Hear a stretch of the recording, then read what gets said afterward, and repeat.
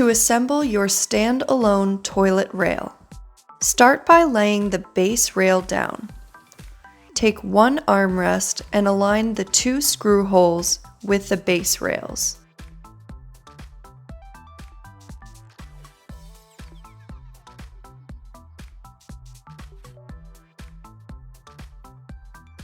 Screw the 2 knobs into the armrest and base rail.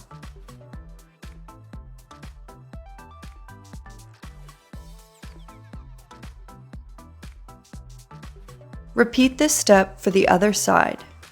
Be sure the armrests are curved in. The screw holes are aligned with the long end of the base.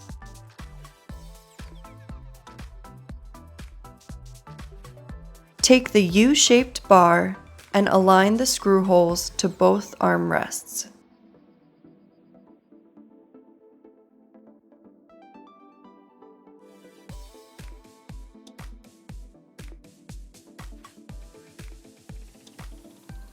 Fasten together with the screw knobs on all sides.